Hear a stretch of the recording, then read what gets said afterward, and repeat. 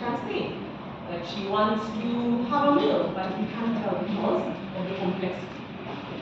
But complicated problems, as the ship that's transporting things, ideally is a complicated problem because we understand the mechanics of how a ship works. We understand the architecture of the ship. If I want to rebuild 10,000 ships, I have the exact blueprint of how that will work. But I cannot rebuild the same child. There's no blueprint for that. So we want to define what is complicated and what is complex.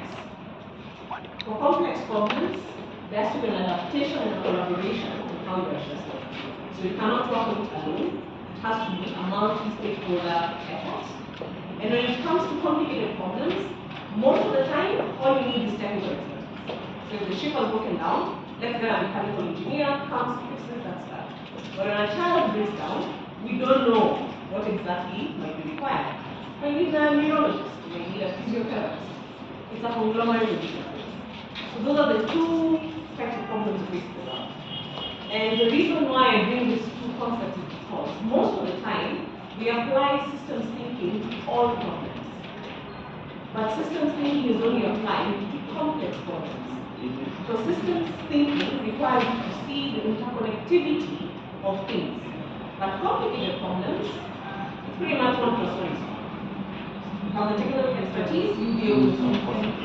So even when you look within your industry, when you're looking at food loss and food waste, what problems are complicated and what are the problems that are complex? So that you put your efforts where they're required. If there's a matter of, let's say we're producing biscuits and packaging, those are complicated problems. So we don't need to bring in a multi-stakeholder platform to solve biscuit production. But when we're looking at, how do we address in the value chain in terms of production, logistics, then that becomes a complex one, and that's where systems thinking comes in. That's where it becomes more resources. So understanding where to apply systems thinking also saves you effort and resources. And when I started, I mentioned that a lot of times we look at the symptoms and we treat the symptoms.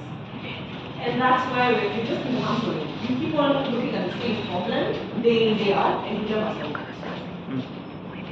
So to transform a system, one thing that we do, we don't tackle the problem directly. Actually look at what are the enabling conditions that are causing this problem. Because remember, complex problems, they don't have just one single thing. There are several factors that are causing this complex problem. So as a systems thinker, what you need to look at, and you see this image, let's think of a tomato plantation. You have a garden, you have a tomato garden, and when you go to a garden, you find that maybe one tomato is rotten. So most of the time, what most people do is clap that tomato and say, look, now my tomatoes will try it. But the next thing you come back, you find another rotten tomato. So you're wondering, okay, but I fixed the problem. But what you're doing was treating the symptom. What you need to understand is what's happening with the soil. Do you have enough nutrients to ensure that the crops are growing well? Is the pH right? Is the humidity right within my garden? So it's really looking at what are those conditions that are causing this complex problem. So in food loss and waste, there are a myriad of aspects that you need to look at. Is it the enabling environment, the policy, the finance? We look at the producers and the traders. Is it where the environment in which they're working? What are those conditions that are perpetuating the complexity? And finally, you might ask, now that I have all this information, I understand complexity, complicated problems, systems thinking, so what do I do? So the how is by using what we call the 5 dimensions of change. And these 5 dimensions of change can be applied in any manner, in any linear manner. So one of them is how do you change the incentives? I think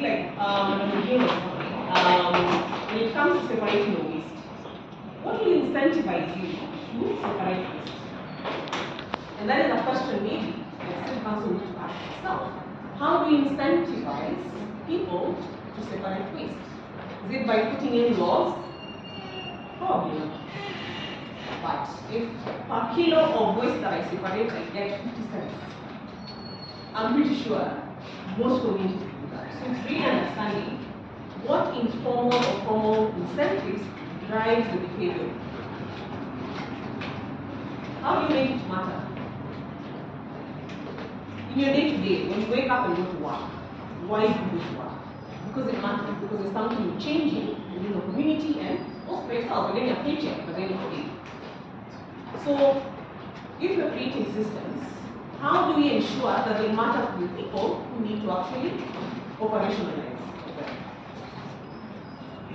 Another piece is how do we harness some collective intelligence? And what this means is we must have a shared narrative of the concepts that we are engaged in. For example, I might see food loss differently than what station see food loss. Do we have the same understanding of what food loss and food waste is? Because sometimes we run under assumptions. But it's very critical for people to understand the same narrative. If you have the same narrative, you have a shared vision and shared objectives. So again, whatever community you're working with, what are those narratives that they have, and are they consistent? And who knows what in the system? We need to know the same thing in the system. Fourth is setting the direction, which is pretty clear. Do you have, your North Star, which is the larger vision for your organization or the industry? But here a lot of people get lost, where you're overly ambitious and you have ambitions that are not achievable within what I usually call the future present.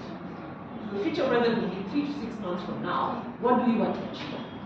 So a lot of the times when you're doing your planning and setting objectives, what are the goals for your future present? What is achievable within the short period of time that people can quickly latch on and implement? And finally, how do you organize for collaboration? So this is where you put in a multi-stakeholder process. But it's not just collaboration for the sake of collaboration. It has to be very intentional. So a lot of the times you come up with a task force to identify why we have this issue in web context. But what is really the task of this task force? Is it just for the sake of ticking boxes? Or does that task force or that multi-stakeholder platform actually have individuals who have right to make certain decisions, change policies, and put in resources? So it's not a matter of having an advisory task force, but actually who within that MSP or multi-stakeholder platform can actually make a change. So this is what I call the wheel of action, which is around those 5 dimensions, which when you're interrogating or you're designing your programs or working with stakeholders, look at these different dimensions and ask yourself, are we incentivizing people to change? Are we creating either processes or activities that matter to the people? Are we actually ensuring that knowledge is flowing and with a shared narrative? Are we actually creating goals and objectives that are addressing our future present? And how do you organize the collaboration with intentionality? This is my final slide, and I like telling stories. So I'll tell a story that kind of captures what I've just shared with you all. So I don't know how many of you know the Olam Group. They're a huge conglomerate that works on commodities, agricultural commodities, and also. So these particular group, called the Olam Group, in a certain community somewhere in West Africa, they had done some contract farming with the farmers. So they set out, looked for a few farmers in the community and decided to do contract farming with them. So they wanted them to grow a bit of maize, cowpeas for production and for again grain. But what they noticed after, I think, 1 or 2 seasons was that they're not getting the yields that they wanted, the grain that they were anticipating, they're not getting that particular volume every season. So they're wondering, why is it that after we've given you the resources, we've given you the finances, we've given you the seed, we're not getting the amount of and they found that farmers were side-selling quite a bit to the off-takers just after harvest. And they really left their brain. They're like, okay, maybe we should give them more financing. Maybe that's a challenge. Or maybe we should create better roads for them. But that didn't work. So they decided to dig a bit deeper. What's the issue? Why are you side-selling?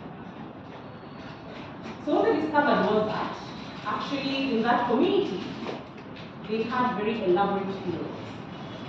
So the farmers, once they get the financing, siphoned the funerals. Yes, because they needed to get big, nice caskets, large flowers, and that's where the money was going. So what did Honor decide to do? Instead of paving roads for them and creating storage facilities, they set up a funeral insurance branch. So that when farmers had family members who were passing, instead of side-selling, get a funeral insurance. So again, when you're looking at a complex problem, don't look at it just at face value. Look at what are some of the underlying issues that might be actually causing this particular problem. So again, don't work on symptoms. Work on the enabling conditions that are causing this complex problem. So the key takeaways for today is that systems thinking is applied to complex problems, not complicated ones. So if you're facing a technical issue, please don't call a task force. Call technical experts who can solve that quickly and save the resources.